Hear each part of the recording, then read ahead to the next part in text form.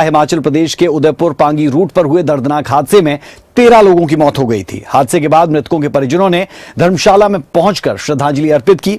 परिवारजनों ने नम आंखों से अपनों को याद भी किया और मृतकों की आत्मा की शांति के लिए प्रार्थना भी की।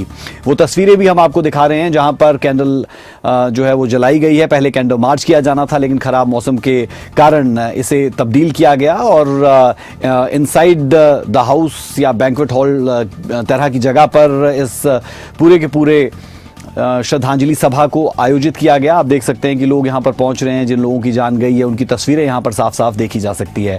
तो ये श्रद्धांजलि उन तमाम लोगों को उनके परिजनों ने दी है जो अब इस दुनिया से रुखसत हो चुके हैं, और कुछ खास बातचीत भी इस दौरान परिवारजनों से हमारे संवाददाता ने की है, वो भी हम आपको आगे दिखाएंगे।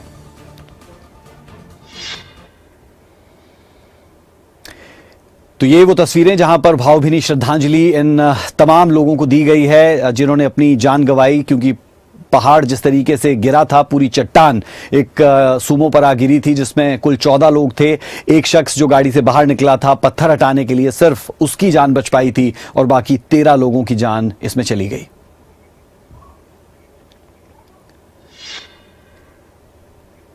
इस दर्दनाक हादसे का वीडियो भी सामने आया है और कमजोर दिल वाले इसे कतई ना देखें, हम पहले ही गुजारिश करेंगे। 24 जुलाई को पहाड़ से अचानक भारी पत्थर गिरने से एक गाड़ी क्षतिग्रस्त होती है जिसमें 13 लोगों की जान चली जाती है। हादसे का वीडियो तेजी से वायरल होता हुआ अब नजर आ रहा है, हालांकि शुरुआती दिनों में यह नहीं आया था। इस पूरी की पूरी घटना ने पहाड़ी इलाके में सुरक्षा व्यवस्था और सफर के जोखिम को लेकर कई सवाल खड़े किए हैं। फुल स्क्रीन इन तस्वीरों को दिखाएंगे, पूरी स्क्रीन पर इन तस्वीरों को दिखाएंगे, क्योंकि प्रशासन ने इस मामले की जांच शुरू कर दी है। हादसे में बता दें कि विकर सिंह इकलौते व्यक्ति थे जो इस दर्दनाक घटना में जिंदा बचे हैं। ये तस्वीरें जरा आप देख लें और ध्यान से देखिए कि कैसे पहले तकरीबन आधा दर्जन से ज्यादा जो महिंद्रा है वो आगे निकलती है, और उसके बाद क्योंकि यहां पर ऐसी स्थिति बनी हुई थी कि बहुत सी गाड़ियां रुकी हुई थी, एक एक करके गाड़ियां निकल रही थी। आप देख सकते हैं मौत का ये मंजर जहां पर एकाएक पूरी चट्टान भरभराकर एक गाड़ी पर गिरती है। 14 लोग उसमें सवार थे, 13 की जान चली जाती है। एक शख्स जो पत्थर हटाने के लिए उससे निकला था, न जाने कैसे पर वो बच जाता है। इसे ही कहते हैं किस्मत। और आप देख सकते हैं कि जो गाड़ियां आगे निकली, जो गाड़ियां पीछे रह गई, वो अपने आप को खुशकिस्मत समझ रही होंगी, क्योंकि सूमो के ठीक पीछे एक और पिकअप गाड़ी थी जो तुरंत बैक होती हुई नजर आती है। उसके पीछे आपको बाइक सवार लोग नजर आएंगे जहां पर वो भी बाल बाल बचते हुए नजर आए हैं। तो ये पूरी तस्वीरें पूरी कहानी बयां करती हुई, और किस्मत से ज्यादा और कुछ नहीं जिन लोगों की जान बची, और बुरी किस्मत उन लोगों की जिन पर यह चट्टान गिरी।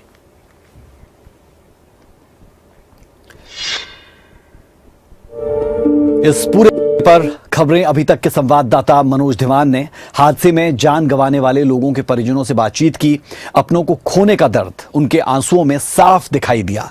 परिजनों ने बताया कि क्षेत्र में बेहतर मार्ग की कमी के कारण लोगों को रोजाना परेशानियों से दो चार होना पड़ता है। उन्होंने ये भी जोड़ा कि घर से निकलते समय यह भरोसा नहीं होता कि सुरक्षित वापस लौट भी पाएंगे या नहीं।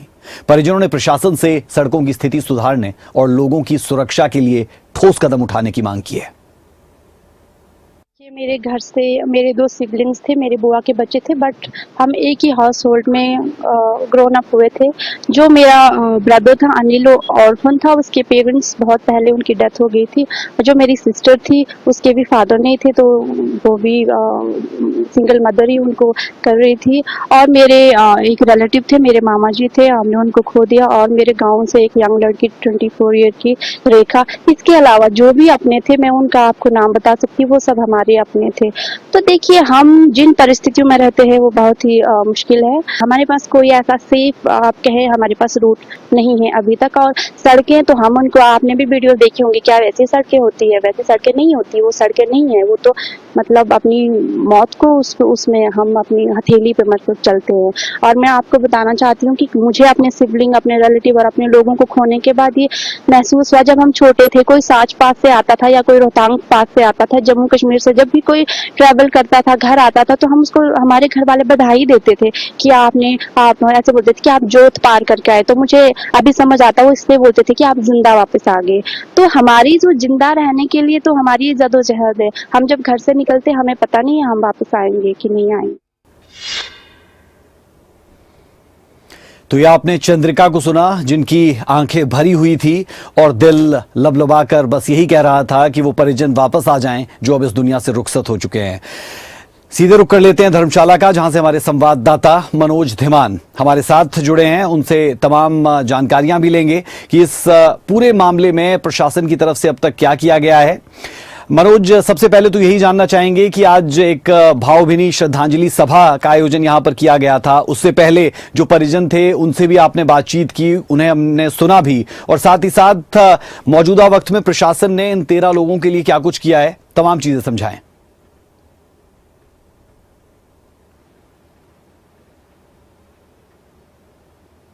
बिल्कुल राज, देखिए जिस तक वक्त ये हादसा हुआ था और हादसे के कुछ देर के बाद जब वीडियो वायरल हुआ तो वीडियो इस कदर डराने वाला था कि आखिर 13 लोग एक टाटा सूमो में सवार होकर के पांगी जा रहे थे और बीच रास्ते में उन पर उनकी गाड़ी पर जो है बड़ी चट्टान गिर जाती है और चट्टान गिरने से 13 लोगों की मौत हो जाती है।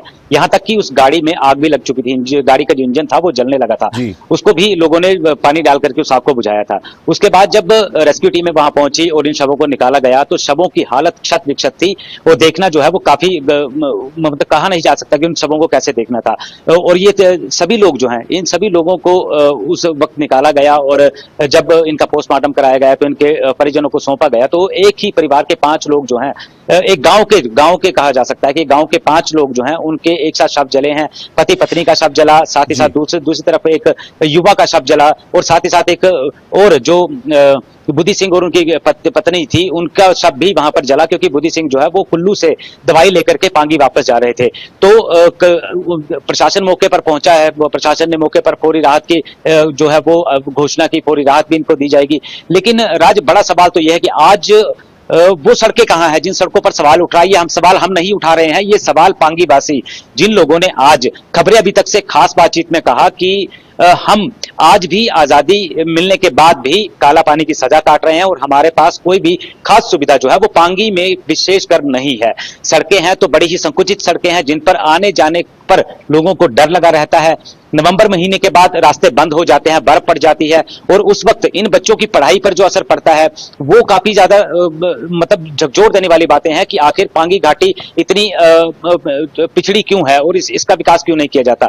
और जितने भी आज 13 लोग थे, उन 13 लोगों जो इस वक्त इस दुनिया को रुखसत हो यहाँ से हो चुके हैं, उन सभी को भावभीनी श्रद्धांजलि जो है पांगीवासी, जितने भी पांगीवासी धर्मशाला में पढ़ते हैं, जॉब करते हैं। और चंद्रिका की तरफ से ये कहा गया कि जब हम घर से निकलते हैं तो कहीं ना कहीं जान हथेली पर होती है और ये सड़कें मौत को दावत देती है।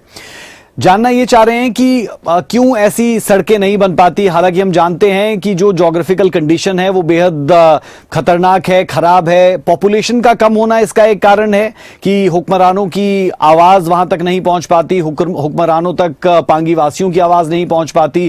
कारण क्या है कि बेहतरीन सड़कें नहीं बन पाती, ऐसे डंगे नहीं लग पाते कि जो इस तरीके के हादसे हैं वो ना हो पाए। इस पर क्या कुछ कहते नजर आए ये परिजन और जो लोग वहां पर पहुंचे थे आज श्रद्धांजलि देने के लिए?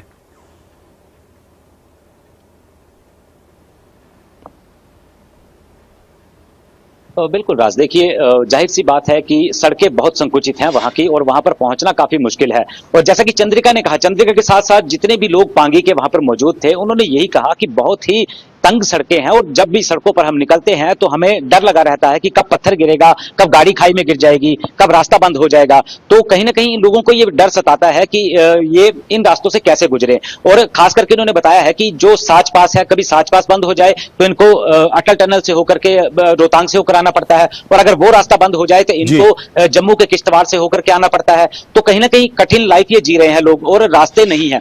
ऐसे में इन लोगों ने कई बार जो यहाँ के जो कहा जा सकता है विधायक हैं, सांसद हैं या राजनीतिक दल हैं, उनसे कई बार इन्होंने मांग भी की और इनकी मुख्य मांग है कि एक अगर सुरंग बन जाती है तो उनका सीधा सीधा संपर्क चंबा में हो जाएगा और चंबा मुख्यालय तक पहुंचना इनको आसान हो जाएगा और खतरों भरा रास्ता भी इनको पार नहीं करना पड़ेगा। चलिए उम्मीद करते हैं मनोज कि जल्द से जल्द इन्हें इसी तरीके की एक सुरंग मिल पाएगी और उससे जो है घंटों का सफर मिनटों में तय हो पाएगा और ऐसे हादसों से बच पाएंगे। बेहद शुक्रिया, वक्त की कमी है तो ये हमने वो तस्वीर, वो हालात आपको बताए जो पांगी तक पहुंचने के लिए होते हैं। 13 लोगों ने अपनी जान गंवाई इस हादसे में।